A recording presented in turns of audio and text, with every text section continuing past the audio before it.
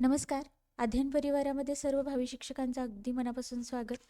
तर आज आपण काय करणार आहोत, CTETसाठी जिओग्राफीचा जो दुसरा टॉपिक आहे, ग्लोब किंवा पृथ्वी गोल, त्याच्या संदर्भाने फॅक्च्युअल डाटा असेल, थेरी, कन्सेप्ट आणि त्याच्यावर CTET परीक्षेमध्ये विचारलेले काही प्रश्न आपण डिस्कस करणार आहोत. पहा, तर ज्यांना CTET परीक्षेची तयारी अगदी विनामूल्य करायचं आहे किंवा कोणतीही पेड बॅच न लावता अगदी दर्जेदार आणि चांगला इफेक्टिव्ह 100% आउटपुट देणारा डाटा जर हवा असेल तर तुम्ही नक्की आपल्या चॅनलला सबस्क्राईब करून ठेवा आणि तुमचे जे कोणी मित्रमैत्रिणी असतील जे CTETची तयारी करत आहेत त्यांच्यापर्यंत आपल्या ग्रुपची किंवा आपल्या टेलिग्राम ग्रुपची आणि आपल्या चॅनलची लिंक नक्की पोहोचवा. आपण आपल्या टेलिग्राम चॅनलवर आपल्या जे काही व्हिडिओ येतात यूट्यूबवर त्याच्या सर्व PDF तिथं अपलोड करून देत असतो. त्याचबरोबर NCERTची पुस्तके आणि PYQ अनालिसिसचे जे पेपर आहेत ते आपल्या ग्रुपवर तुम्हाला पाहायला मिळतील. त्यामुळे ग्रुप नक्की जॉईन करा आणि लेक्चर तुम्हाला युजफुल वाटत असेल तर नक्की एखादं लाईक करा.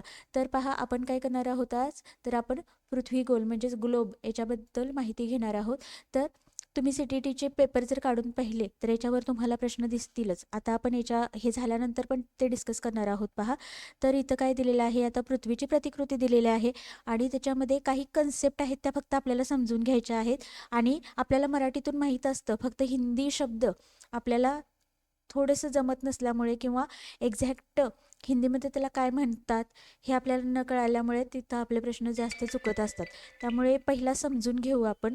आता इथं भूमध्य रेखा आपल्याला दिलेली आहे. आता भूमध्य रेखा म्हणजे काय पहा, तर विषुववृत्त म्हणजेच काय, भूमध्य रेखा.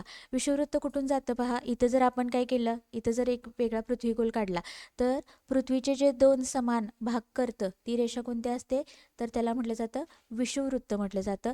आणि विषुववृत्तामुळे पृथ्वीचे उत्तर गोलार्ध आणि दक्षिण गोलार्ध असे दोन भाग पडतात. आणि त्याच्यामध्ये पहा, पुन्हा जे आडव्या रेषा आहेत त्यांना काय म्हटलं जातं, अक्षवृत्त म्हटलं जातं. आणि ज्या उभ्या रेषा आहेत पृथ्वीगोलावर त्यांना काय म्हटलं जातं, रेखावृत्त म्हटलं जातं. आता हे जे अक्षवृत्त आणि रेखावृत्ताला हिंदीमध्ये देशांतर असं म्हटलं जातं आणि अक्षवृत्ताला अक्षांश असं म्हटलं जातं. आता पुन्हा एकूण अक्षवृत्ते किती, एकूण रेखावृत्ते किती, त्याच्यानंतर विषुववृत्त, कर्कवृत्त, मकरवृत्त या सर्व टॉपिकवर तुम्हाला प्रश्न पाहायला मिळतील. आणि इथं आपण NCERTचं ज्यावेळी पुस्तक डिस्कस केलं त्यावेळी आपण पाहिलं की पृथ्वीला 360 अंशातून फिरायला किती टाईम लागतो ते आपण आता इथे पण घेणार आहोत आणि त्याच्यावर प्रश्न तुम्हाला PYQ पाहायला मिळतील. तर चला चालू करूया. ग्लोब, त्यालाच ग्लोब याच्यामध्ये आपल्याला पाहायचं आहे अक्षांश देशांतर. अक्षांश म्हणजे अक्षवृत्ते, देशांतर म्हणजे रेखावृत्ते. आता ग्लोब पहा, ही कन्सेप्ट म्हणजे काय, पृथ्वी का लघु मॉडेल ग्लोब कहलाता है. पृथ्वी के आकार, दिशा, अक्षांश, देशांतर, रेखाएं, महाद्वीप, महासागर को सही रूप में दर्शाने के लिए उपयोग किया जाता है. कशाचा उपयोग केला जातो, पृथ्वीच्या प्रतिकृतीचा. मानचित्र पर पृथ्वी को सही आकार में दिखाना कठिन है, इसलिए ग्लोब का उपयोग किया जाता है.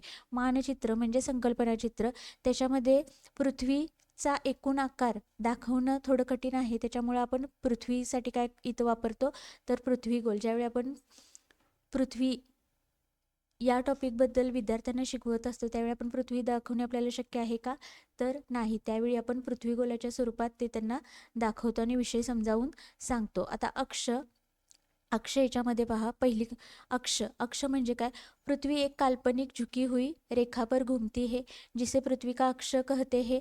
यह ऊपर उत्तरी ध्रुव और नीचे दक्षिणी ध्रुव को जोड़ती है. पृथ्वी अपने अक्ष पर 24 घंटे में एक पूरा चक्कर लगाती है. दिन और रात बनते है. अक्ष, आता अक्षामुळे काय बनतं पहा, तर दिवस आणि रात्र निर्माण होत असतात आणि पृथ्वीला स्वतःच्या अक्षाभोवती म्हणजे पृथ्वीला स्वतःभोवती फिरण्यासाठीचा जो कालावधी आहे तो किती आहे, तर 24 तास इतका लागतो. आणि पृथ्वी कशी आहे, तर काल्पनिक प्रकारे झुकलेली आहे आणि जिसे पृथ्वी का अक्ष कहते हैं, आणि पृथ्वी ज्या ठिकाणी झुकलेले आहे त्याला काय म्हटलं जातं, अक्ष म्हटलं जातं. आणि अक्षामुळे उत्तर ध्रुव आणि दक्षिण ध्रुव असे या दोन ध्रुवांना अक्ष काय करतो, जोडण्याचं काम करतो. त्याच्यानंतर पुढचं आहे भूमध्य रेखा, इक्वेटर, आणि त्यालाच मराठीमध्ये काय म्हटलं जातं, तर विषुववृत्त. फक्त शब्द लक्षात ठेवा, जर तुम्हाला शब्दांचा खूप जास्त प्रॉब्लेम येत असेल, कारण प्रेशरमध्ये 2.5 तासामध्ये खूप लेंदी पेपर असतो. पेपर सोपा असतो, फक्त आपलं वाचन तेवढा आपला सराव नसल्यामुळे किंवा वाचन तितकं जास्त फास्ट न करता आल्यामुळे आणि मेन म्हणजे जे हिंदी वर्ड्स आहेत त्याचा अर्थ न लावता आल्यामुळे आपल्या इथं मार्क्स जाण्याचे चान्सेस जास्त असतात. जर तुम्हाला हे समजत नसतील तर जे मुख्य मुद्दे आहेत त्याच्यासाठी तर किमान काय करा, तुम्ही एखादी डायरी घाला किंवा एखादी वही घाला आणि त्याच्यामध्ये जे आता भूगोलाशी संबंधित काही शब्द असतील, इतिहासाशी संबंधित काही शब्द असतील जे तुम्हाला पेपरमध्ये येणारच आहेत, ते काय करा तिथं तुम्ही नोट डाऊन करा आणि ते तुम्ही वाचलात तर तुम्हाला पेपरमध्ये त्याचा खूप जास्त तुम्हाला रिझल्ट पाहायला मिळेल आणि खूप जास्त तिथून तुमचा सराव होईल. तुम्हाला एक्झॅक्ट कन्सेप्ट माहीत असते पण शब्द न कळाल्यामुळे आपल्याला तो प्रश्न सोडवता येत नाही. आता भूमध्य रेखा त्याला इंग्लिशमध्ये इक्वेटर म्हटलं जातं, मराठीमध्ये त्याला विषुववृत्त म्हटलं जातं. पृथ्वी के बीचों बीच खींची गई सबसे बड़ी वृत्ताकार रेखा भूमध्य रेखा. पृथ्वीच्या मधोमध पृथ्वी आपण अशी काढली तर पृथ्वीच्या बरोबर मध्ये जी सर्वात मोठं जे अक्षरवृत्त आहे त्याला काय म्हटलं जातं, विषुववृत्त म्हटलं जातं. यह पृथ्वी को 2 भागों में बांटती है, उत्तरी गोलार्ध आणि दक्षिणी गोलार्ध, नॉर्थर्न हेमिस्फिअर आणि साऊथर्न हेमिस्फिअर. त्याच्यानंतर पुढचा आहे अक्षांश, अक्षरवृत्ते त्याला लॅटिट्यूड्स असंही म्हटलं जातं. भूमध्य रेखा के समानांतर खींची रेखा है अक्षांश. ए पूर्व से पश्चिम दिशा में होती है, कुल अक्षांश 181 आणि अक्षांश से जलवायू तापमान क्षेत्र निर्धारित होते हे. आता अक्षवृत्तामुळे काय होतं तर तापमान आणि जे वायूचं प्रमाण आहे, तापमान आणि अक्षवृत्तामुळे काय होतं पहा, तर रेखावृत्त आणि अक्षवृत्तामुळे काय कोणत्या घटना घडतात हे माहीत पाहिजे. तर तापमान आणि जलवायू या घटना कशामुळे घडतात तर अक्षवृत्तामुळे घडत असतात. एकूण अक्षवृत्ते विचारली तर 181. आता 181 कशी होतात, हे जे मधलं आहे हे आहे विषुववृत्त, त्याच्यावर ही टोटल किती आहेत तर 90 आहेत, त्याच्या दक्षिणेला खाली किती आहेत तर 90 आहेत, ही 90 180 झाले आणि हे सर्वात मोठं जे बृहदवृत्त त्यालाच भूमध्य रेखा विषुववृत्त म्हटलं जातं, हे एक त्याच्यामध्ये ॲड करायचं. असे टोटल किती एकूण अक्षवृत्ते आहेत 181. आणि ते कशी असतात तर एकमेकांना कशा असतात, समांतर असतात. आपण गणितामध्ये समांतर रेषा पाहिलेल्या आहेत, ज्या कुठेही एकमेकांना छेदत नाहीत त्यांना समांतर रेषा म्हणतात. त्या कशा असतात, एकमेकांना अक्षवृत्ते समांतर असतात. आता पुन्हा अक्षांश आणि डिग्री. भूमध्य रेखा म्हणजे विषुववृत्त किती अंशावर आहे, 0 डिग्री. त्याच्यानंतर रेखा म्हणजे कर्कवृत्त 23.5 अंशावर, मकर रेखा म्हणजे मकरवृत्त 23.5 अंशावर, आर्टिक वृत्त 66.5 अंशावर आणि अंटार्क्टिक वृत्त 66.5 अंशावर. आपण जर हे पृथ्वीगोलाच्या स्वरूपात इथं जर पाहिलं, इथं 0 डिग्रीला कोणतं आहे तर विषुववृत्त आहे. त्याच्यानंतर 23.5 अंश जर उत्तरेला आपण काढलं तर कोणती रेषा येते, कर्कवृत्त. हे कोणतं आहे, कर्कवृत्त. आणि ते किती आहे, इथून किती आहे 23.5. त्याच्यानंतर उत्तरेला 66.5 अंश जर आपण वर गेलो तर कोणतं वृत्त आहे, आर्क्टिक. आणि ते किती आहे 66.5 अंशावर आहे. आणि त्याच्यानंतर दक्षिणेला जर आपण पाहिलं, या विषुववृत्ताच्या खाली दक्षिणेला हे कोणतं आहे, मकर वृत्त. वरच्याप्रमाणे सेम आहे.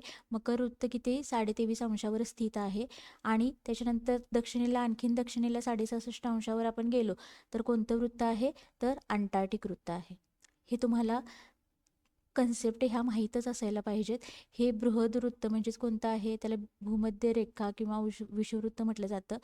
किती अंशावर आहे, 0 अंशावर. विषुववृत्तापासून उत्तरेकडे 23.5 अंशावर कर्कवृत्त, पुन्हा उत्तरेकडे 66.5 अंशावर आर्क्टिक वृत्त, विषुववृत्तापासून खाली दक्षिणेला 23.5 अंशावर मकर वृत्त आणि विषुववृत्तापासूनच खाली दक्षिणेला 66.5 अंशावर अंटार्क्टिक वृत्त इतकं वसलेलं आहे. या वृत्तांविषयी आपल्याला किमान इतकी तरी बेसिक कन्सेप्ट माहीत असायलाच हवी. त्याच्यानंतर आता देशांतर म्हणजेच काय, लॉंगिट्यूड्स, त्यालाच आपण रेखावृत्त असंही म्हणतो. देशांतर म्हणजेच काय, रेखावृत्त. मराठीमध्ये त्याला काय म्हटलं जातं तर रेखावृत्त म्हटलं जातं. उत्तर से दक्षिण ध्रुव तक खींची रेखाएं देशांतर. ए अर्धवृत्त होती है और पूर्व पश्चिम दिशा तय करती है. कुल देशांतर 360 अंश आहेत. किती, पूर्वेला 180 आणि पश्चिमेला 180. आता पुन्हा आपण पृथ्वी गोल काढला, त्याच्यानंतर हे मधलं आहे 0 अंशावर काय आहे, आपलं विषुववृत्त आहे. आणि इथं पहा, हे ज्या उभ्या रेषा आहेत ह्या काय आहेत तर ह्या रेखावृत्ताच्या आहेत. आणि याच्यामुळे काय होतं, रेखावृत्तामुळे पृथ्वीचे दोन असे भाग पडतात. अक्षवृत्तामुळे आडवे भाग पडतात आणि याच्यामुळे कसे भाग पडतात, उभे भाग पडतात. आणि इकडं कोणतं आहे तर पश्चिम गोलार्ध आणि इकडं कोणतं आहे पूर्व गोलार्ध. हे जर आपण काढलं तर याच्यातून पहा, इकडचं जे आहे ते पश्चिम गोलार्ध आहे आणि इकडचं जे आहे पूर्व गोलार्ध. आणि एकूण रेखावृत्ती विचारली तर किती आहेत तर 360. आणि इकडं पश्चिमेला 180 आणि पूर्वेला 180. त्याच्यानंतर प्रधान मध्य रेखा. जसं विषुववृत्त पहा सगळ्यात मोठं अक्षवृत्त होतं, तसंच प्रधान मध्य मध्यान्ह रेखा प्राइम मेरिडियन असंही म्हटलं जातं त्याला. 0 देशांतर को प्रधान मध्यान्ह रेखा कहा जाता है. जे 0 रेखावृत्त आहे त्याला प्रधान मध्यान्ह रेखा असंही म्हटलं जातं. यह विश्व को 2 भागों में बांटती है, पूर्व गोलार्ध आणि पश्चिम गोलार्ध. आणि पृथ्वी गोलावर जी विश्वाला पूर्व आणि पश्चिम गोलार्धामध्ये किंवा पृथ्वीला 2 गोलार्धामध्ये विभागते त्याला काय म्हटलं जातं तर 0 रेखावृत्त असं म्हटलं जातं. त्याच्यानंतर आता समय निर्धारण ह्या टॉपिकवर तुम्हाला प्रश्न पाहायलाच मिळतो. 6 नंबरचा पॉईंट आहे समय निर्धारण, टाइम कैलकुलेशन. आता पृथ्वी 1 घंटे में 15 घूमती है, इसलिए प्रत्येक 15 देशांतर 1 घंटा समय का अंतर प्रधान मध्यान्ह रेखा पर आधारित GMT और UTC से विश्व के सभी समय मापे जाते हैं. आता पहा, जे आपलं प्रधान मध्यरेखा किंवा 0 रेखावृत्त कशावरून आपण घेतलेलं आहे तर ग्रीनिचेतून घेतलेलं आहे. आणि आपली भारताची प्रमाणे वेळ ग्रीनिचच्या वेळेनुसार किती तास पुढे आहे तर 5.5 तास पुढे आहे. विचारलं जातं, हा प्रश्न पण येऊन गेलेला आहे. समजा जर तिकडे 10 वाजलेले असतील तर भारतामध्ये किती वाजलेलं असणार, 10मध्ये 5.5 तास ॲड करायचे आणि मग किती होतील तर 3.5 वाजलेले असतात. असे उपयोजित प्रश्न तुम्हाला विचारलेले जातात. आता इथं वेळेचं जे वेळ कशी ठरवली जाते हे समजून घ्यायचं आहे. पृथ्वी 360 कोनातून फिरत असते आणि 360 कोनातून म्हणजे स्वतःच्या अक्षाभोवती फिरवायला पृथ्वीला किती वेळ लागतो तर 24 तास इतका कालावधी लागतो. आणि या 24 तासाने जर 360ला भागलं तर किती येतं पहा तर 15 येतं. आणि 1 तासाचा कालावधी किती असतो तर 4 मिनिटाचा असतो. आणि 15 फिरायला पृथ्वीला किती वेळ लागतो 1 तास लागतो. आणि जर मिनिटामध्ये विचारलं, आता 15 पृथ्वीला फिरायला किती वेळ लागतो 1 तास लागतो. आणि जर ते मिनिटामध्ये विचारलं तर 1 तास म्हणजेच 60 मिनिटे आणि 60/15 केलं तर उत्तर किती येतं तर उत्तर येतं 4. म्हणजे 1 फिरायला पृथ्वीला किती वेळ लागतो तर 4 मिनिट इतका कालावधी लागतो. खूप महत्त्वाचं आहे हे. तर 360 फिरायला किती वेळ लागतो 24 तास लागतो. 15 फिरायला 1 तास लागतो मिनिटामध्ये विचारलात. किंवा 1 फिरण्यासाठी किती वेळ लागतो तर 4 मिनिट इतका कालावधी लागतो. आणि असेच उपयोजित प्रश्न असतात ते अंशानुसार आपल्याला काय करायचं असतं. समजा आता 1 म्हणजे 4 मिनिट, म्हणजे पृथ्वीला जर 5 फिरायचं असेल तर किती लागणार 4 × 5 करायचं 20 मिनिटे इतका कालावधी लागतो. आणि अशा प्रकारचे उपयोजनात्मक प्रश्नांचं स्वरूप किंवा प्रश्न विचारण्याचं प्रमाण CTETला जास्त असतं. त्यामुळे रट्टा मारण्यापेक्षा कॉन्सेप्ट जर समजून घेऊन जर आपण शिकलो किंवा समजून घेऊन अभ्यास केला तर आपल्याला खूप चांगले मार्क्स, अगदी अपेक्षेपेक्षा 100+ मार्क्स येणे पण काहीही अवघड नाही. त्याच्यानंतर 7 नंबरचा आहे महत्त्वपूर्ण परीक्षा बिंदू. आता यह भाग अक्सर PYQ में आता है. इथं महत्त्वाचे PYQला येणारे पहा. पृथ्वी का मॉडेल कोणता आहे ग्लोब आहे. सबसे बडी अक्षांश रेखा अक्षरवृत्त सर्वात मोठं कोणतं आहे भूमध्य रेखा, त्याला विषुववृत्त म्हटलं जातं. समय निर्धारण किस पर आधारित हे देशांतर, म्हणजे वेळ कशावरून ठरवली जाते तर रेखावृत्तावरून ठरवली जाते. 23.5 उत्तरेला काय आहे कर्कवृत्त आहे. 23.5 दक्षिणेला काय आहे मकर वृत्त आहे. 0 देशांतर म्हणजे 0 रेखावृत्त म्हणजे काय आहे ते काय ठरवतं तर वेळ ठरवतं. प्रधान मध्यान्ह रेखा आहे. त्याच्यानंतर पुढे आहे आता अक्षांश आणि देशांतर. आता म्हणजे अक्षवृत्तामुळे काय होतं तर जलवायू आणि तापमान निर्धारित केलं जातं. आणि रेखावृत्तामुळे म्हणजेच देशांतरमुळे काय केलं जातं तर समय म्हणजे वेळ ठरवली जाते. आता पृथ्वीच्या ज्या मुख्य 2 गती आहेत त्याच्यामध्ये आहे परिभ्रमण आणि परिक्रमण. आता ह्या परिभ्रमणला आणखीन एक शब्द आहे घूर्णन. हे शब्द तुम्ही लिहून ठेवा. घूर्णन म्हणजे काय कळत नाही. आणि परिवलन परिभ्रमण त्या प्रेशरमध्ये पेपर आलेला असतो आणि आपण इथं आपण अर्थ लावू शकतो, पण पेपर आपल्या हातात आला की आपले सगळे विचार बंद होतात, सुचायचं बंद होतं आणि खूप जास्त दडपण, खूप जास्त प्रेशर आल्यामुळं आपल्याला साधे साधे आपले सिली मिस्टेक होतात आणि आपले हातचे मास जातात. तर आहे गती. आता गती लक्षात ठेवायची आहे. परिभ्रमण म्हणजेच घूर्णन, त्याला रोटेशन म्हटलं जातं. त्यालाच आयनदिन गती असंही म्हटलं जातं. परिक्रमण त्यालाच रिव्हॉल्युशन असं म्हटलं जातं आणि त्यालाच वार्षिक गती असं म्हटलं जातं. आणि मराठीमध्ये पहा, परिभ्रमण म्हणजे, आता इथं परिभ्रमण, घूर्णन आणि आयन गती इतकं लक्षात ठेवा, जास्त कन्फ्यूज होईल. परिक्रमण, रिव्हॉल्युशन आणि वार्षिक गती. आता या परिभ्रमणाचं कार्य काय होतं? परिभ्रमणामुळे पृथ्वी स्वतःभोवती फिरते, त्याला म्हणायचं परिभ्रमण. घूर्णन, आणि पृथ्वी अपनी धुरी ॲक्सिस पर घुमती है, आणि त्याचा परिणाम काय होतो? पृथ्वी स्वतःच्या आसाभोवती फिरते, त्याच्यामुळे काय होतं तर दिवस आणि रात्र या क्रिया घडत असतात. त्याच्यानंतर परिक्रमण म्हणजे पृथ्वी स्वतःभोवती फिरते, त्याला काय म्हटलं जातं?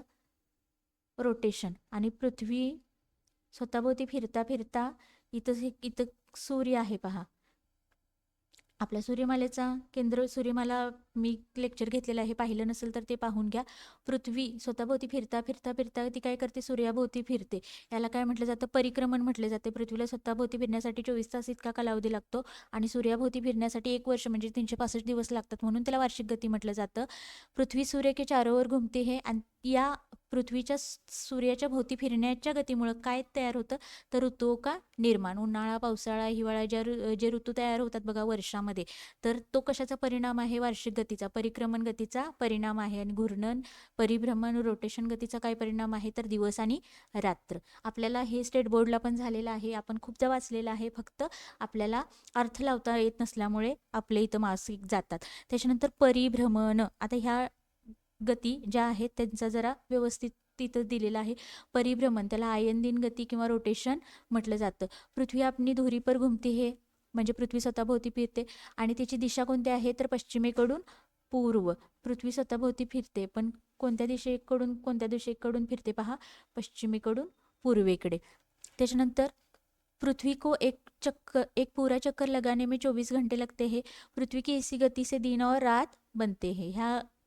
हा जो फॅक्च्युअल डाटा आहे तो लक्षातच ठेवायचा आहे.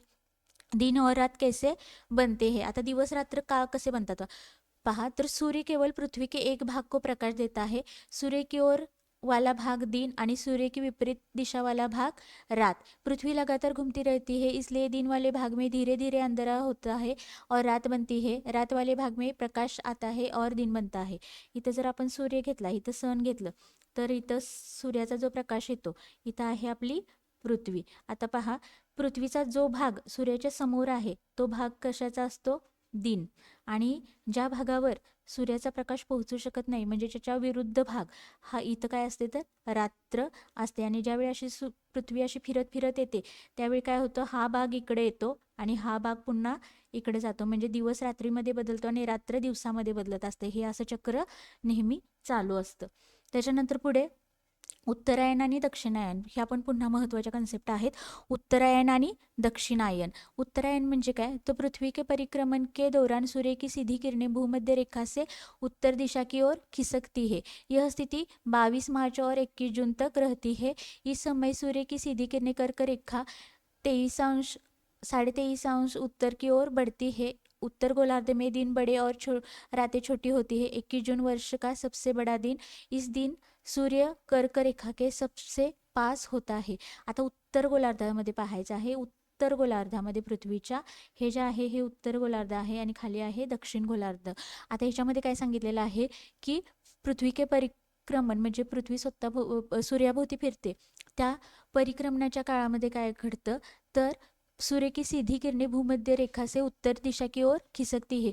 म्हणजे सूर्याची जी किरणे ही विषुववृत्तावर पडतात ती कुठे सरकतात तर उत्तरेला सरकतात, आणि त्यामुळं काय होतं तर, आणि ही स्थिती कधीपर्यंत असते तर 22 मार्चपासून 21 जूनपर्यंत असते, आणि हा कालावधी उत्तरायण म्हणून गणला जातो. आणि यावेळी पहा तर सूर्याची जी सरळ किरणे आहेत ती कर्कवृत्त जे 23.5 उत्तरेला स्थित आहे तिकडं काय होतात तर तिकडे पडणे चालू होतं. आणि उत्तर गोलार्धामध्ये सर्वात मोठा दिवस आपण 21 जूनला साजरा करतो. सर्वात मोठा दिवस 21 जून आहे, हे पण लक्षात ठेवायचं आहे. आणि यावेळी काय होतं, या 21 जून का मोठा आहे, तर या दिवशी काय असतं, तर इस दिन सूर्य कर्क रेखा के सबसे पास होता आहे. सूर्य कर्क रेखा म्हणजे कर्कवृत्त जे आहे 23.5 अंश, इथं जे कर्कवृत्त आहे त्या कर्कवृत्ताच्या सर्वात जवळ काय असतो, सूर्य असतो. त्यामुळे सर्वात मोठा दिवस कोणता आहे, 21 जून. त्याच्यानंतर दक्षिणायन म्हणजे काय घडतं, पृथ्वी के परिक्रमण के दौरान सूर्य की सीधी किरणे भूमध्य रेखा से दक्षिण दिशा की ओर खिसकती है. म्हणजे आता सूर्याची किरणे या विषुववृत्तापासून उत्तरेला सरकली, तो कालावधी आहे उत्तरायणचा. आता ती दक्षिणेला सरकतात, हा जो कालावधी आहे याला दक्षिणायन म्हटलं जातं. आणि हा कुठून कुठंपर्यंत असतो, तर 23 सप्टेंबरपासून 22 डिसेंबरपर्यंत. आणि इस समय सूर्य की सीधी किरणें मकर रेखा 23.5 अंश दक्षिण की ओर बढ़ती है. उत्तर गोलार्ध में दिन छोटे और रात बड़ी होती है. 22 डिसेंबर वर्ष की सबसे लंबी रात. आता इथं जसा 21 जून सर्वात मोठा दिवस आहे, तसं दक्षिण गोलार्धावर दक्षिणायनमध्ये काय घडतं, तर 22 डिसेंबर हा जो कालावधी आहे त्यावेळी काय असतं, तर सर्वात मोठी रात्र असते. आणि दक्षिणायनमध्ये काय असतं, तर दिवस लहान असतो, रात्र मोठी असते. आणि उत्तरायणमध्ये काय असतं, दिवस मोठा असतो, रात्र लहान असते. इस दिन सूर्य मकर रेखा के सबसे पास होता आहे. जसा उत्तरायणमध्ये कर्कवृत्ताच्या सर्वात जवळ सूर्य असतो, तसं दक्षिणायनमध्ये मकर वृत्त जे आहे, मकर वृत्त दक्षिणेला जे मकर वृत्त आहे त्या मकर वृत्तावर सूर्य काय असतो, सर्वात जवळ असतो. त्यामुळं दक्षिणायनमध्ये 22 डिसेंबरला काय असतं, तर सर्वात मोठी रात्र असते. त्याच्यानंतर पुढे आहे आयन दिन और परिभ्रमण. पृथ्वी अपनी धुरी पर पश्चिम से पूर्व दिशा में घूमती है. एक चक्कर पूरा करने में 24 घंटे लगते हे. परिणाम दिन और रात हे पाहिलेलं आहे. त्याच्यानंतर पुढची स्थिती आहे संपात दिन, त्याला विषुव दिन म्हटलं जातं. इक्विनॉक्स असंही म्हटलं जातं. संपात स्थिती त्यालाच विषुव दिवस असंही म्हटलं जातं. वह दिन जब दिन और रात लगभग बराबर होते हैं. यह वर्ष में 2 बार आता है. आता हे उत्तरायण आणि दक्षिणायन हे घडत असतं, पण त्याच वेळी संपात दिन कशाला म्हटलं जातं, तर रात्र आणि दिवस दोन्हींचा कालावधी सारखा असतो, त्याला विषुव दिन किंवा संपात दिन असंही म्हटलं जातं. त्या तारखा लक्षात ठेवायच्या आहेत, 21 मार्च आणि 23 सप्टेंबर. 21 मार्चलाच वसंत संपात म्हणतात आणि 23 सप्टेंबरला शरद संपात असंही म्हटलं जातं. आता CTT-मध्ये ह्या टॉपिकवर आलेले प्रश्न आपण पाहू. त्याच्यामुळे तुम्हाला काय होईल की थेरी वाचताना प्रश्न जर समजले तर त्याच्यानुसार तुम्हाला थेरी वाचणं सोपं जाईल. पहा, या यूट्यूब लेक्चरचे आपल्या PDF तुम्हाला हवे असेल तर डिस्क्रिप्शन बॉक्समध्ये आपल्या टेलिग्राम चॅनलची लिंक आहे, तिथून तुम्ही नक्की आपला ग्रुप जॉईन करू शकताय. तिथं खूप छान मी अगदी NCERTची पुस्तकं पण तिथं अपलोड करून देत आहे. तुम्हाला पाठीमागचे जे क्वेश्चन पेपर आहेत ते उपलब्ध करून देत आहे. आणखीन जे जे माझ्याकडून शक्य आहे ते मटेरियल देण्याचा मी तिथं तुम्हाला नक्की प्रयत्न करेन. आणि या आपल्या चॅनलशी तुम्ही 8 फेब्रुवारीपर्यंत जोडले जा. तुम्हाला 100% नाही 101% तुमचे मार्क्स वाढणारच, हे मी तुम्हाला गॅरंटी देते. आणि CTETसाठी तुम्ही पेड बॅच करूही शकता, पण असे काही विद्यार्थी असतील ज्यांना जॉब असेल, घरकाम असेल, गृहिणी असतील, तर त्यांना पेड बॅच इतकं जॉईन करणं शक्य नाही आहे. काही आर्थिक स्तर असेल, पहा ग्रामीण भाग असेल, नेटच्या सुविधा नसतात, तर त्यांच्यासाठी आपला हे चॅनल किंवा हा प्लॅटफॉर्म अगदी बेस्ट आहे. या चॅनलवर काहीही आज एक उद्या एक असं काहीही मिळणार नाही. अगदी सिक्वेन्सनुसार पहा, आठवड्याचं नियोजन करायचा विचार करत आहे. 2 दिवस तुम्हाला geography theory plus MCQ, theory plus PYQ असं कंटेंट भेटेल. Theory plus PYQ. 2 दिवस तुम्हाला हिस्ट्रीचा थेरी प्लस PYQ कंटेंट भेटेल. आणि 2 दिवस पुढचे जे असतील तिथे तुम्हाला फक्त PYQ मिळतील. त्या 60 पैकी 30 PYQ एका दिवशी आणि 30 PYQ तुम्हाला दुसऱ्या दिवशी. अशा प्रकारे नियोजन करायचं जरा विचार करत आहे. बघूया कसं शक्य होतं. तर आपण काय करू, प्रश्न पाहून घेऊ. अभिकथन दिलेले आहेत. उष्णकटिबंध सर्वाधिक गर्मी पाता है और वर्षभर गर्म रहता है. कारण, आता आरमध्ये कारण दिलेलं आहे. कर्क रेखा और मकर रेखा के बीच सभी अक्षांश रेखाओं पर वर्ष में कम से कम एक बार दिन के मध्य सूर्य सिर पर रहता है. आता ही दोन्ही विधाने बरोबर आहेत आणि A और R दोनों सही है तथा R एक की सही व्याख्या करता है, हे त्याचं अचूक उत्तर आहे. पुढचा प्रश्न बघा, ते पण अभिकथन स्वरूपात दिलेला आहे. विषुववृत्त रेखा ग्लोब पर एक महत्त्वपूर्ण संदर्भ बिंदू है. कारण, आता विषुववृत्त का महत्त्वाचं आहे पृथ्वी गोलावर ते दिलेलं आहे, त्याचं कारण आरमध्ये दिलेलं आहे. विषुववृत्त रेखा पृथ्वी को उत्तरी गोलार्ध और दक्षिणी गोलार्ध में बांटती है. बरोबर आहे. विषुववृत्तामुळे पृथ्वीचे 2 समान भाग होतात, उत्तर गोलार्ध आणि दक्षिण गोलार्ध. त्यामुळं ऑप्शन 1 याचं बरोबर असेल. A और R दोनों सही है तथा R एक की सही व्याख्या करता है. CTT जानेवारी 2022चा लेटेस्ट प्रश्न आहे पहा 2-3 वर्षापूर्वीचा. वरचा जो क्वेश्चन होता तो पण CTET जानेवारी 2022चा होता. आणि त्याच्यानंतर पुढचा क्वेश्चन आहे, पृथ्वी को भूभाग के रूप में वर्णित किया जाता है. भूआब, पृथ्वी को भूआब के रूप में वर्णित किया जाता है. भूआब म्हणजे भूमीवाला ग्रह. आता इथे 4 पर्याय दिलेले आहेत. पृथ्वी की 2/3 सतह जल से ढकी है. त्याच्यानंतर जीवन के लिए अनुकूल परिस्थितियाँ केवल पृथ्वी पर पाई जाती है. पृथ्वी ध्रुवों के पास थोड़ी चपटी है. पृथ्वी न तो अधिक गर्म है और न ही अधिक थंड है. आता या 4ही पर्यायातून आपण आपल्या अभ्यासाच्या बळावर आपण हे प्रश्न सोडवायचे असतात. इथं फक्त वाचन ही गोष्ट आपल्याला साथ देत नाही. त्यामुळे कन्सेप्ट अंडरस्टँडिंग किंवा कन्सेप्ट समजून घेऊन आपण प्रश्न सोडवायचे असतात. इथं पहा, या 4ही पर्यायामध्ये अगदी तुम्हाला जास्त जवळचा वाटणारा काय पर्याय आहे? भूआब. इथं भूआब के रूप में वर्णित किया जाता है, म्हणजे पृथ्वीचं वर्णन भूआब स्वरूपात केलं जातं. तर ऑप्शन क्रमांक 2 येईल. जीवन के लिए अनुकूल परिस्थितियाँ केवळ पृथ्वी पर पाई जाती है. त्याच्यानंतर पुढचा क्वेश्चन आहे, पृथ्वी की सबसे आंतरिक परत मुख्यतः बनी है. हा आपला टॉपिक झालेला नाही, आपण ते पुढच्या लेक्चरला कव्हर करणार आहोत. म्हणजे पृथ्वीचे जे आतील भाग आहे, प्रावरण आहे, शिलावरण आहे, त्याच्यानंतर गाभा आहे, त्याच्याशी संबंधित हा प्रश्न आहे. तर ते कशापासून बनलेला आहे? निकेल आणि लोह, त्यालाच निफे असाही एक शब्द आहे. तर पृथ्वीचा अंतर्गाभा कशापासून बनलेला आहे? तर निकेल आणि लोह, त्याला निफे असाही शब्द आहे. निफेपासून बनलेला आहे. CTET फेब्रुवारी 2015चा क्वेश्चन आहे. त्याच्यानंतर पुढचा क्वेश्चन, आपने पृथ्वी अपने अक्ष पर घुमती है. किती साधा सोपा प्रश्न आहे. तर CTET जुलै 2013चा प्रश्न आहे. पृथ्वी कोणत्या दिशेतून फिरते? पश्चिम से पूर्व की ओर, उत्तर से दक्षिण की ओर, पूर्व से पश्चिम की ओर, दक्षिण से उत्तर की ओर. तर पृथ्वीची स्वतःभोवती फिरण्याची दिशा ही अशा स्वरूपाची असते आणि ही कोणती आहे? तर पश्चिमेकडून पूर्वेकडे. त्यामुळे पश्चिम से पूर्व की ओर ऑप्शन क्रमांक 1 याचा अचूक उत्तर असेल. त्याच्यानंतर पुढचा प्रश्न आहे, वह मुख्य अक्षांश रेखा जो भारत के बीच से गुजरती है. आता अक्षांश रेषा म्हणजे कोणता अक्षवृत्त भारताच्या मधोमध जातं? तर कोणतं आहे? तर कर्कवृत्त जातं. पहा, 7 राज्यातून जातं, कर्कवृत्त जातं. त्याच्यानंतर पुढचा प्रश्न आहे, प्रदीप्ती वृत्त हे. आता प्रदीप्ती वृत्त त्याच्याबद्दल माहिती दिलेली आहे. CTET सप्टेंबर 2014चा प्रश्न आहे. वृत्त जो ग्लोब को 2 भागों में विभाजित करता है. विभाजित करणारे वृत्त कोणतं आहे? विषुववृत्त आहे. वृत्त जो ग्लोब पर दिन को रात से विभाजित करता है. विषुव पर पृथ्वी की स्थिति जब दिन और रात बराबर होते हैं आणि एक विशेष मध्यान्ह रेखा पर दोपहर 12 बजे सूर्य की स्थिती. आता याचं अचूक उत्तर आहे ऑप्शन क्रमांक 2. पृथ्वी प्रदीप्त वृत्त हे वृत्त जो ग्लोब पर दिन को रात से विभाजित करता आहे, त्याला काय म्हटलं जातं? तर प्रदीप्त वृत्त असं म्हटलं जातं. अशा प्रकारे बघा, हा कंटेंट आपण अगदी व्यवस्थित देण्याचा प्रयत्न केलेला आहे.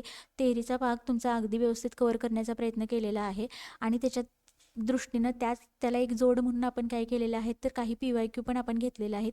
अशाच प्रकारे भूगोलाचे सर्व टॉपिक कव्हर करण्याचा अजून खूप 2 महिने कालावधी आहे आणि याच्यामध्ये आपल्या आरामात कव्हर होतात. आणि हे झाल्यानंतर आपल्या चॅनलकडून जे नवीन व्ह्युअर्स आहेत त्यांचं अगदी आपल्या चॅनलवर अगदी मनापासून स्वागत. तुम्ही पहिल्यांदाच जॉईन झाला असाल, पहिल्यांदा व्हिडिओ पाहत असाल, तर पहिला तुम्ही एक काम करायचं आहे, आपल्या चॅनलला सबस्क्राईब करून ठेवायचं आहे. आपला टेलिग्राम ग्रुप जॉईन करायचा आहे. बेल आयकॉनचं बटन क्लिक करून ठेवायचं आहे, जेणेकरून आपल्या व्हिडिओचं माहिती तुम्हाला सर्वात आधी तुमच्यापर्यंत पोहोचेल. आता मी ह्या 2 महिन्यामध्ये काय माझं नियोजन काय आहे सांगते तुम्हाला जिओग्राफी आणि हिस्ट्री, तुम्हाला जिओग्राफीची आणि हिस्ट्री थेरी प्लस PYQ, अगदी topic wise, chapter wise theory plus PYQ हे माझ्याकडून तुम्हाला लेक्चर भेटतील.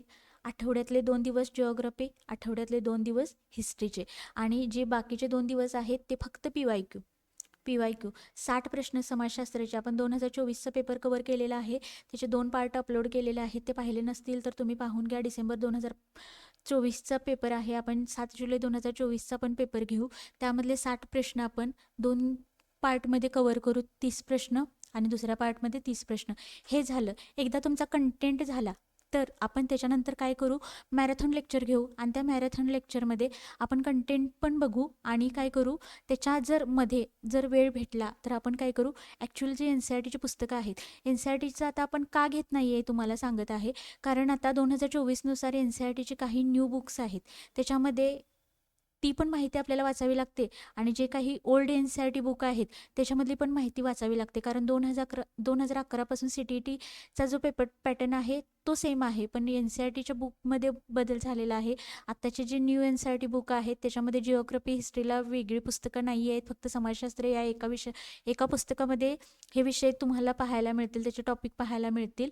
त्यामुळे ओल्ड प्लस न्यू असं न करता आपण काय केलेलं आहे, सगळा डाटा कंपाईल करून काय करत आहे तुम्हाला मी एकत्रितरित्या देण्याचा प्रयत्न करत आहे. 6वी ते 8वीमध्ये ग्लोब या टॉपिकवर जे मुद्दे आहेत ते सर्व एकत्रित करून आणि त्याच्यावरचे PYQ अशा प्रकारे मी तुम्हाला देण्याचा प्रयत्न करत आहे. तुम्हाला माहिती युजफुल वाटत असेल, समजत असेल तर नक्की लाईक करा आणि नक्की शेअर करा. चला पुन्हा आपण अगदी एका नवीन आणि छानशा व्हिडिओसोबत भेटू. तोपर्यंत धन्यवाद.